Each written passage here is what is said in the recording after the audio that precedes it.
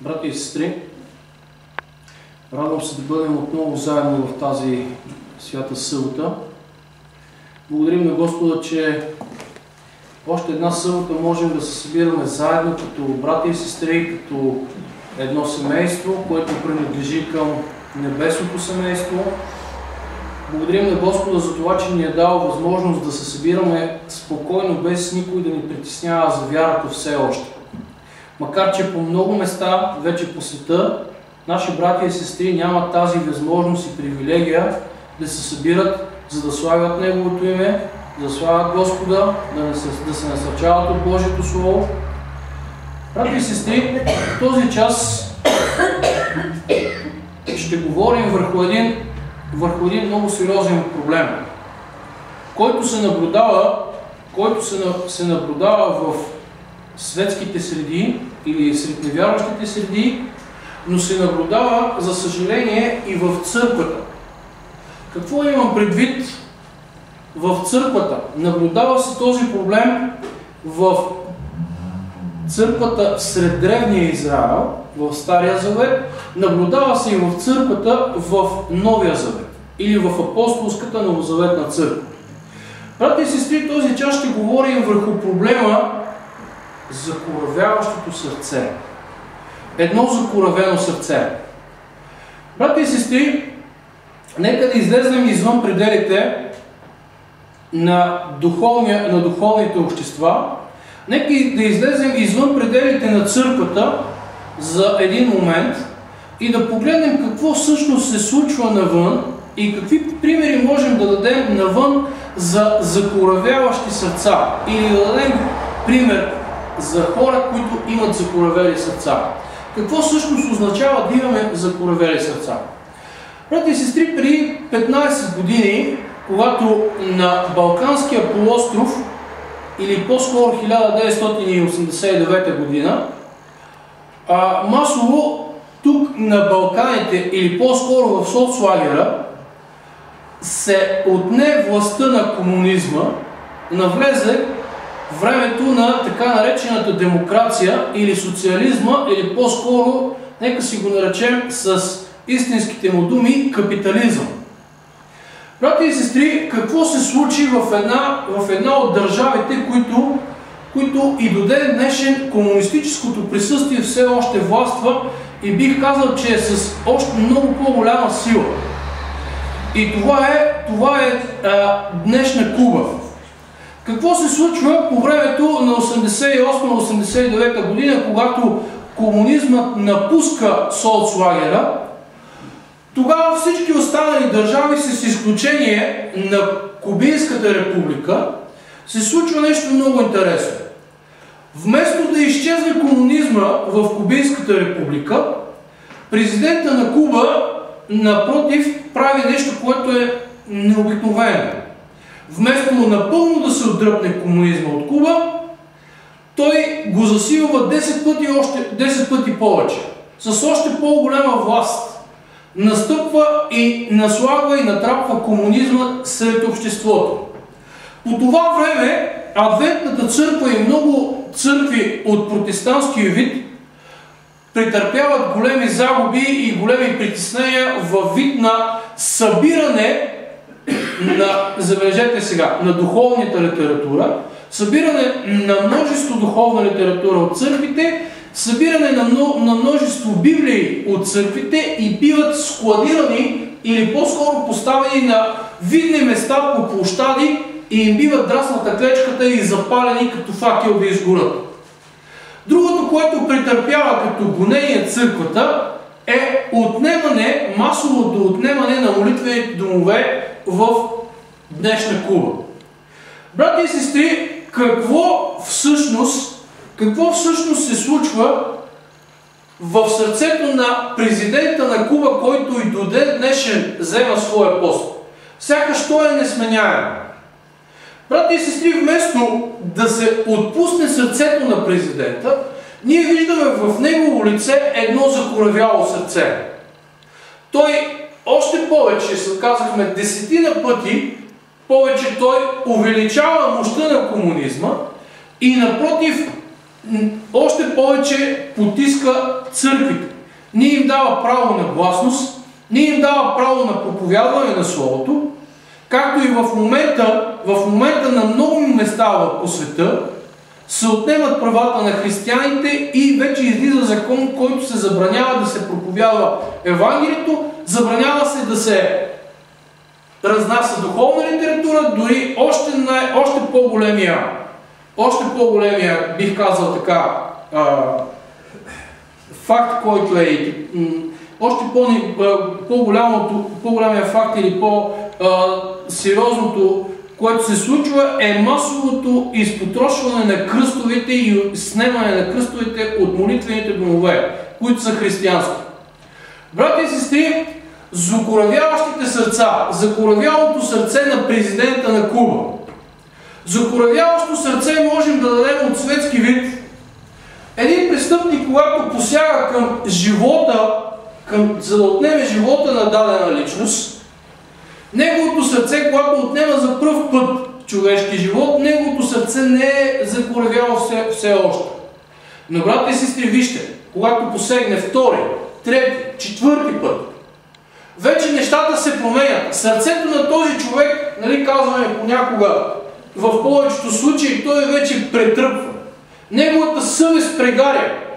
И със всеки изминал път, когато той посяга да отнеме човешки живот, той не усеща нищо. Той не чувства нищо. На него нищо не му трепва вътрешно. Това сърце е закоравяло сърце. Брати и сестри, такъв човек се нарича масов убиец. Той убива за пари, той убива за власт, той убива за различни подбуди. Но такъв човек има закоравяло сърце. Закоравяло сърце можем да видим, или прояви на закоравели сърца можем да видим навсякъде. Проявата е следната. Едни забогатяват страшно много, други обедняват страшно много. От едната и в другата крайност. Брати и сестри, богатите забогатяват, имат всичко в изобилие, а бедните хора нямат и възможност и хляб да си купят.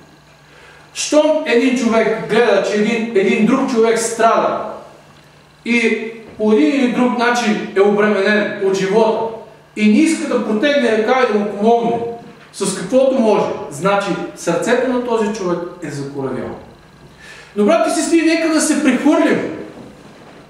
Нека да се прехвърлим вече в духовен аспект на закоравяло сърце. Но преди това можем да посочим факта за Хитлер. 7 милиона евреи. Хваща ги и това е факт, който или в момента, в който той залавя евреите, ги залавя наведнъж и ги притопява и ги прави на сапун. Избива ги, унищожава ги по газовите камери. Брати и сестри, това е едно закоравяло сърце. Ако погледнем в статистиката за Втората световна война, колко милиона жертви е дала всяка една държава в тази Втора световна война? Русия 40 милиона, Германия 20 милиона, България еди колко си милиона, Полша, Унгария, Хърватия, Япония.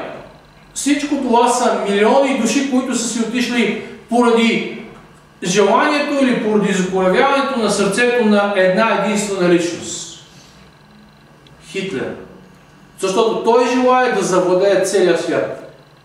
Не му трепва окото пред майка, която е бременна.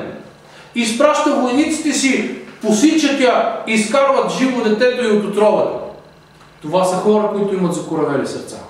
Това са хора, които не им трепва окото пред нищо. Те нямат чувства. Но нека да се прехвърлим вече в духовен аспект. Знаете ли кое е най-притеснителното в днешни времена? Най-притеснителното в края на човешката история е това, че признаци на закоравели сърца ние можем да видим в редиците на църквата днес. Днес църквата на 90% страда от болестта закоравяло сърце. Ледено сърце, студено сърце. Брати и сестри, ще видим в няколко аспекта в какво се състои в духовен аспект закоравялото сърце на един вярващ човек или на една църква. Нека най-напред се прехвърлим в старозаветни времена по времето на древния Израел. Ще се спрем на две места в Свещеното писание и ще видим живота на древния Израел като църква, като старозаветна църква на живия Бог в моменти, когато нейните сърца са закоравели относно Божието Слово, относно Христос и Божията любов. Нека да отворим Езекил 33 глава и там 30 стих Господ чрез пророк Езекил ни докладва състоянието на древния Израел, на древната църква по времето на Езекил в този период от време. В какво състояние се намира древната църква? Нека да четем 30 стих. Бог се обръща към пророка и казва: а колкото за тебе, сине човешки, твоите люди приказват за тебе при стените и вратите на къщите и като говорят един на друг, всеки на брата си казват: дойдете сега да чуете, що е Словото на Господа, което излиза от Неговите уста. Брата и сестри, тук в 30 стих ни се докладва за нещо, което отговаря на закоравялото сърце. Тук намираме един от белезите, които отговаря на едно закоравяло сърце. Можете ли да го откриете кое е то? А колкото за тебе, казва Господ, сине човешки, твоите люди приказват за тебе. Номер едно, признак за едно закоравяло сърце в църквата е един огромен проблем, който срещаме. Виждате ли го тук? Твоите люди приказват за тебе при стените и вратите на къщата. Езекил 33 глава, 30 стих. Какво ни се казва тук? Какво обръща се Бог към пророк Езекил и казва: абе виж, твоите люди, моите люди говорят против тебе зад гърба ти. Говорят и злословят против теб и против мен в твое отсъствие. Брати и сестри, имаме ли понякога слабостта да заставаме по двама, по трима, по групички, да клюкарстваме един против друг в отсъствието на друг човек? Това е признак номер едно, че ние имаме закоравяло сърце. Клюкарския дух и критикарския дух, това са признак номер едно за едно закоравяло сърце. Тук стихът ни казва: твоите люди приказват за тебе при стените и вратите на къщите и като говорят един на друг, всеки на брата си казват. Го казват подигравателно: дойдете сега да чуете, що е Словото, което излиза от Господните уста. Нека да отидем да видим този наш пророк. Той е такъв, ама нека да отидем да видим това, което Господ му е казал. Брати и сестри, в какво състояние се намира Божия народ по времето на Езекил? Критикарски дух, клюкарски дух, едно закоравяло сърце. И вижте 31 стих какво ни докладва. Бог казва така: те дохождат при тебе. Както дохождат людите, те седят пред тебе като мои люди.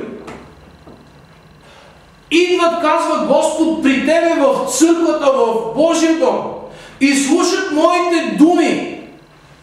Като мои люди седят в Божия храм, сякаш са мои люди. Сякаш са моя църква. Но какво се случва?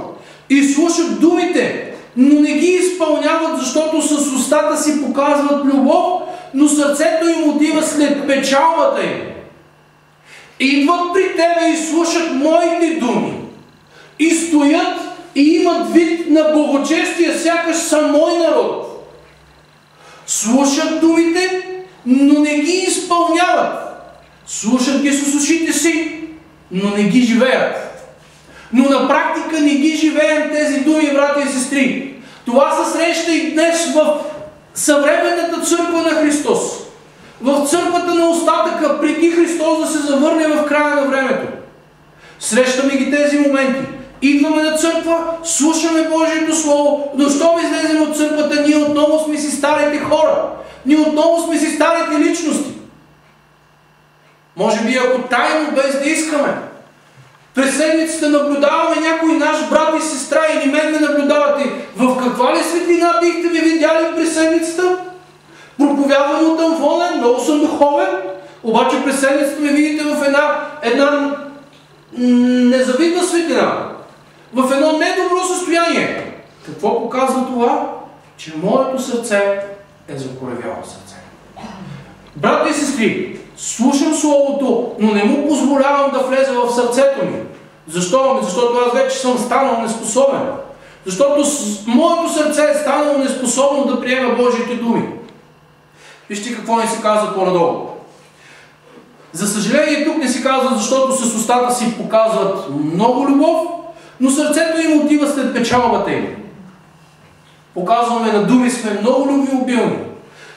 На думи много обещаваме, че ще се грижим, че ще си помагаме, че ще се уважаваме, че ще се обичаме в църквата, че ще обичаме враговете си.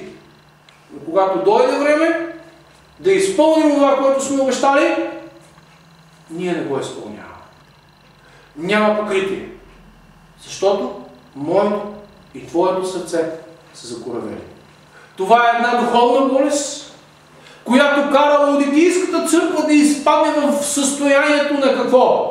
На хладкост, на студенина, на едно състояние на смърт. Една духовна смърт. Какво ни казва 33 стих?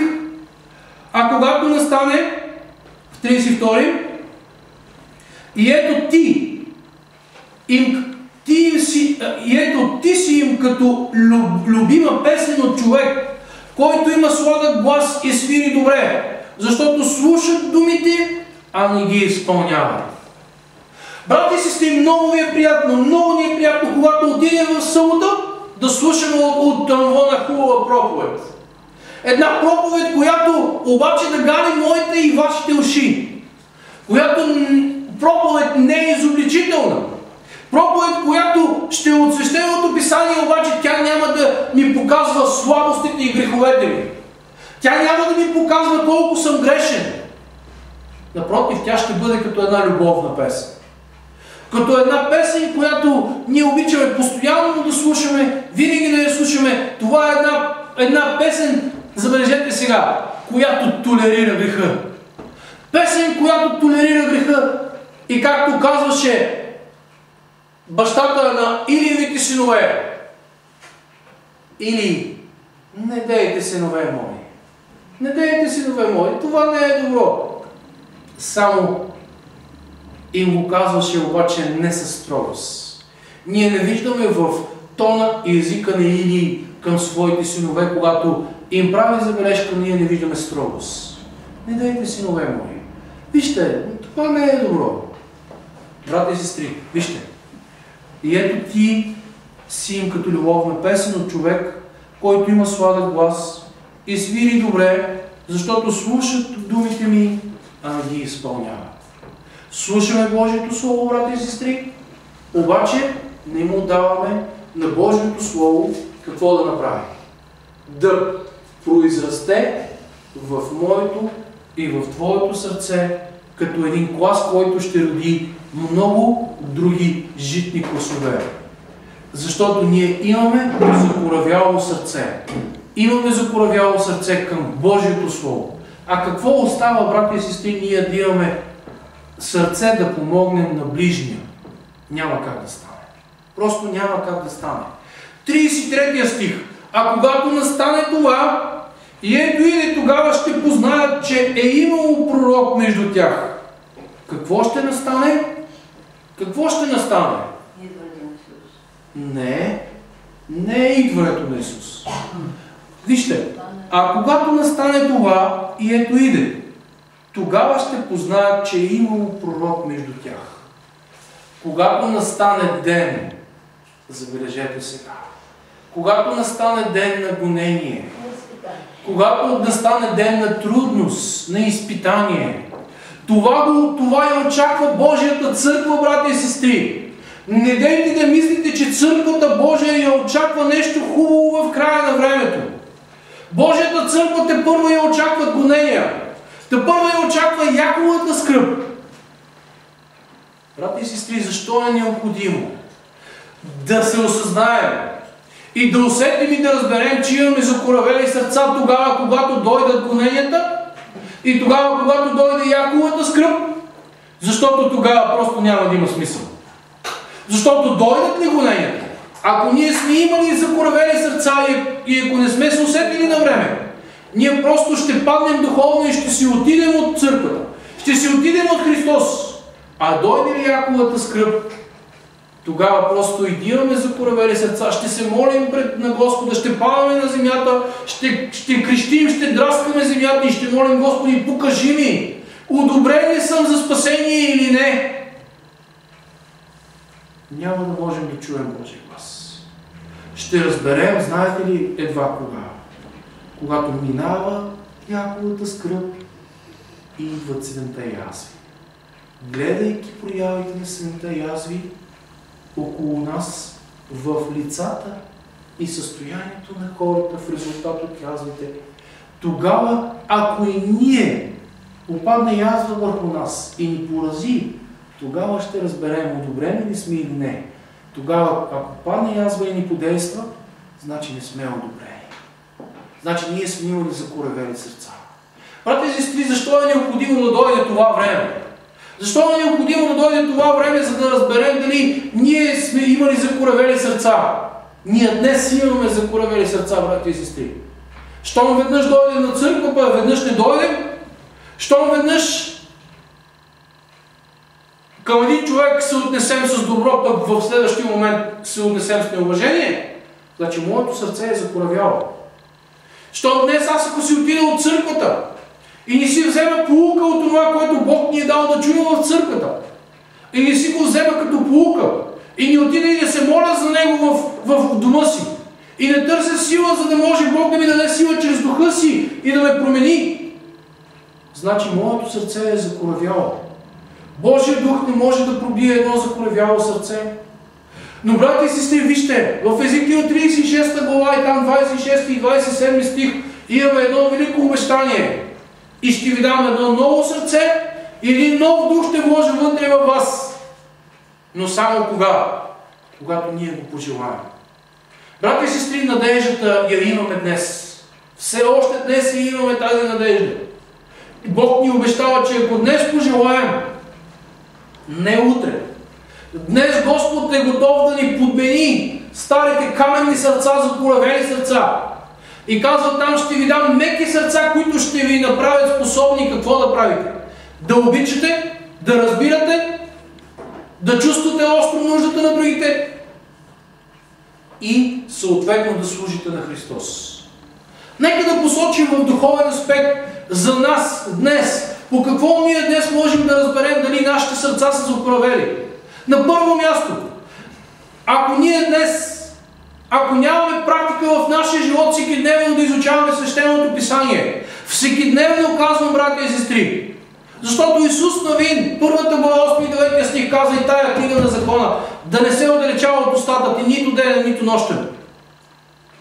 Ако ние днес нямаме навик всекидневно да изучаваме Свещеното Писание с молитва, ако не търсим Божия дух за сила всеки ден и не се покайваме, значи моето и вашите сърца са закоравели.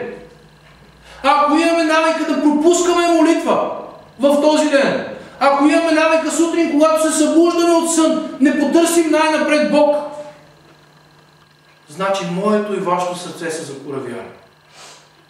Ами, да не говорим за проповядване на Евангелието, брати и сестри. Ако ние идваме на църква, слушаме Божието Слово, отиваме си вкъщи, но не повече нищо не правим за църквата. Не участваме в духовния живот на църквата. Не проповядваме Словото на Господа сред невярващи хора. Значи, нас не ни интересува за спасението на външните хора. Това означава, че ние нямаме сърца. Това означава, че моето сърце е закоравяло. То е студено сърце, то няма любов в него. Брати и сестри, вижте, нека да се върнем. Ще посочим още едно състояние по времето на Исаия. За състоянието на древния Израилев народ по времето на Исаия 6 глава. Ще видим какво е състоянието точно по времето на 6 глава и там 9 стих. Какво ни се казва в Исаия 6 глава 9 стих? Тук Бог говори за състоянието на Божия народ. И то е много незавидно състояние. Ние тук го намираме отново в състоянието на закоравялост. Отново ние го виждаме в състоянието на едно незавидно положение. И 9 стих казва, Бог се обръща към пророк Исаия и казва, и рече ми, иди кажи на тия люде, с уши непрестанно ще чуете, но няма да схванете. И с очи непрестанно ще видите, но няма да разберете. Брати и сестри, много страшно състояние беше изпаднал точно в времето на Исаия 6 глава. В периода на 6 глава Божия народ беше в много страшно състояние. Ако можем да надникнем 1000 години назад, 2700 години назад, ако можем да се върнем и бихме погледнали картината на древния Израел, ако отидем на прага на Божия дом, на молитвения дом, ще видим какво? Няма го Божия народ там. Няма го Божия народ в молитвения храм на живия Бог. А ще го видим по високите места. Все едно в момента да видите цяло Белово, че се покланя горе на паметника на Алоша. Поставяте на Чапаевка. В Пловдив е на Алоша. Брати и сестри, вижте, ако можехме да надникнем и да видим картината на състоянието на древния Израел по времето на Исаия 6 глава, бихме видяли Божия народ коленичил пред капищата на Ваал, пред капищата на, бих казал, на мъжкия полов член, в образа на идол, бихме видяли мнозина от Израилевите майки, принасяйки децата си, минавайки ги през огън и принасяйки ги на Ваала, принасяйки ги в жертва, само и само да угодят на идолите. Брати и сестри, какво да кажем за съвременната църква днес? Знаете ли, че днес много мъже и жени от съвременната църква, от адвентната църква обичат да гледат порнофилми, обичат да надникват порносписания? Брати и сестри, ами ако си пуснем телевизията и гледаме чалга изпълнителите, поп-фолк, какво виждаме там? Това не е ли порно? Това си е порно. Това е повече от порно. Брати и сестри, вижте, това означава, че моето сърце и вашите сърца са закоравени. Ако ние днес си позволяваме да гледаме картини, които не са за духовен човек, за вярващ човек, и си позволяваме да четем литература, която не е добра за храна за духовния човек, ние стоим, ако Христос в момента ни гледа, ние стоим пред капището на този свят. Пред капището и пред идолите на този свят и флиртуваме с греховете на този свят. Нашите сърца са закоравени. Вижте обаче, ако останем, брати и сестри, в това състояние, има нещо много лошо, което може да се случи с нас. Което Бог направи с древния Израел. С очи непрестанно ще видите, но няма да разберете. С уши непрестанно ще чувате, но няма да схванете. Понякога стоим тук, проповедника си говори, обаче ние си или спим, или сме отнесени на някъде. Закоравялото ми сърце се е отбляло на някъде, огледяло, отлетяло на някъде. Тяло му съм тук, обаче с сърцето ми съм далеч. Нито чувам, нито виждам. Гледам, че проповедник говори, какво говори? Понякога струвало ли се, че някой, когато говори, не може да го разберете? Ами това е признак, че просто моето сърце е закоравяло. Така, вижте какво ни се казва обаче в 10 стих.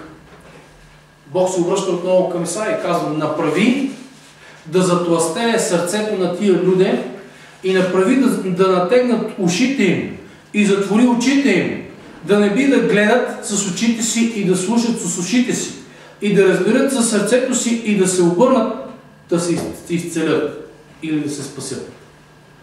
Брат и сестри, Бог се обръща към Исаия и казва: виж какво, до такава степен вече прекрачиха границата на търпението ми, казва Господ. Моя народ че просто връщане назад няма. Затова просто направи така, че да затластее. Или аз ще направя така, че да затластеят сърцата им. Аз лично ще ги направя, колкото са закоравели в момента, ще ги направя още по-закоравели. Още по-закоравели, това ще е едно огромно наказание. За да не може какво? Да се изцелят. Да не може да се спасят.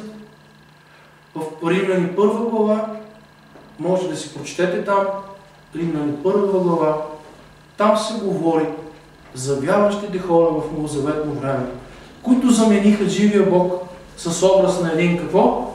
На един непознат Бог. И Бог ги предаде на какво? Предаде ги на безчестие. На развратени страсти ги предаде Бог. Казва, едни против други се обърнаха. Мъж с мъж, жена с жена. Бог ги предаде на нечестие. Затова, брати и сестри, днес, ако ние, аз и вие осъзнаваме чрез Святия Дух, че имаме закоравени сърца, днес е времето, през което ние трябва да се осъзнаем.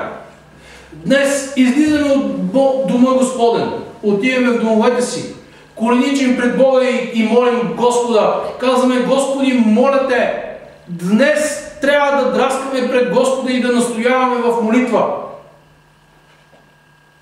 Боже, помогни ми. Покажи ми духовното ми състояние, в което се намирам. Ако имам закоравяло сърце, моля Те, подмени го това сърце. Направи ме жив отново духовно. Дай ми ново сърце, дай ми меко сърце и нов дух вложи вътре в мен. Защото идва времето за изливането на късния дъжд. А времето за изливането на късния дъжд на много места вече е дошло по планетата.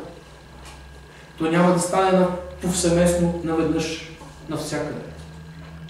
Но, брати и сестри, ако ние не сме получили ранния дъжд, няма да получим и късния. Говорили сме за ранния и късния дъжд, но пак ще говорим. Това е една много обширна тема. Брати и сестри, вижте какво казва 11 стих. Обръща се пророка към Господ и казва, тогава рекох, Господи, до кога ще търпиш това състояние? И той ми отговори, докато запустеят градовете, та да няма жител, и къщите, та да няма човек, и страната да запустее съвсем. До кога, Господи, ще търпиш това състояние? О, няма да го търпя. Ще допусна да влезат вражески войски, за да ви направят пленници, за да ви изселят от вашите земи, да ви махнат, да запустеят вашите земи. Брати и сестри, трябва ли да допуснем Бог до такава степен да го изпитаме, че Бог да се намеси по някакви супер, бих казал, недобри начини към нас?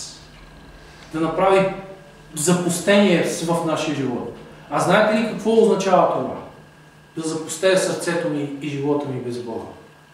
Да се отдръпне напълно от нас, защото идва и това време.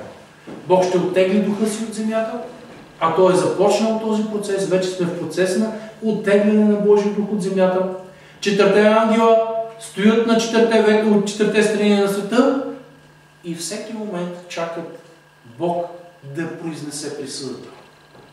Да ги освободи, да отприщат ветровете на промяна, ветровете на бедствията и на страданията, които ще връхлетят и вярващи, и невярващи в този свят. Брати и сестри, вижте какво ни се казва, 12 стих. Докато отдалечи Господ човеците и напуснатите места всред земята ще бъдат много. Но ще остане в нея 1/10 част и тя ще бъде погризена. Но както на теревита и дъба пълнат им остава, когато се отсекат, така святият род ще бъде пълнен. Ще дойде време, преди пришествието на живия Бог, които ще посрещнат. Вижте, в момента 16-17 милиона адвентисти по целия свят очакват второто пришествие на Господ. Останалата част от протестантския свят, не дайте да мислите, че и те не го очакват. Очакват го. Много мюсюлмани в днешно време се обръщат и мюсюлманския свят го чака. Но, брати и сестри, Тук се казва 1/10 част. Една малка част, както теревинта и дъба, пълнат им остава. Какво означава теревинта? Теревинта е вид растение, вид дърво, което населява и което можем да намерим в днешен Израел, днес на Палестина, днес на Сирия. То намира мястото си там. Там расте и там живее.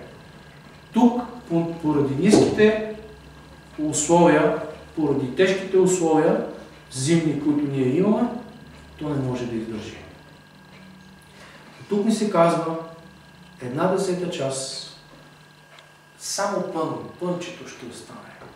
Само пънът, или както се произнася Елън Уайт, в духа на пророчеството, казва, видях в едно нощно видение, видях едно малко стадо или един малък остатък, който посрещаше живия Бог. Брати и сестри, какво да си пожелаем в края? Бог се обръща в Псалм 93 и там 7 и 8 стих, но това го намираме, апостол Павел го цитира от този псалм в Евреи 4 глава и там 7 и 8 стих пак. Какво ни казва там стихът? Хайде, 4 глава, 7 и 8 стих, по-скоро 4 стих, втората част. Защото,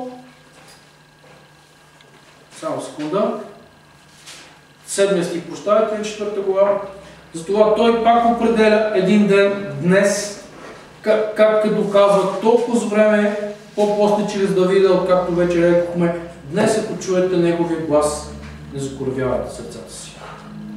Днес ако чуете Божия глас, днес чуваме ли Божия глас, брати и сестри?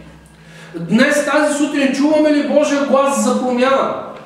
Божия глас на зов за промяна, за осъзнаване на духовното ни състояние? И затова той казва, не закоравявайте днес сърцата си. Не оставайте духовното си проблематично състояние, за да го променяте и да взимате мерки за проблематичното си състояние за утрешния ден. Бог го казва днес, щом чуваш гласа ми. Проблематичното ти състояние днес вземи мерки да го промениш. Брати и сестри, всички ние имаме слабости.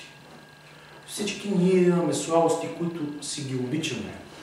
И имаме си грехове, които се грешаваме, които са непознати на църквата. Ако ние днес сме осъзнали, че имаме такива, ако ние днес сме осъзнали, че Божия дух ни изобличава, че имаме закоревяло сърце, нека днес да коленичим и да го молим Той да подмени нашите сърца. Духовните ни сърца. Аз се моля тази сутрин за мен и за вас. Боже, помогни ни. Днес, ако ти виждаш в нас нещо, което не е наред, ако ти виждаш, че днес моето сърце е закоравяло и е стинало към теб, и то е сърце, което е неспособно да прави разлика между доброто и злото, моля те, изтръгни го от мен. Постави новото сърце. Вложи новия дух вътре в мен, който ще ми донесе един нов живот, който ще ми донесе една нова личност, която ще израства духовно в теб. Помогни ни, Боже, днес да го направим това, а не когато дойде Яковата скръб, тогава да търсим проблема на закоравялото сърце, защото тогава ще е късно. Бог да ни даде мъдрост днес да го направим. Амин.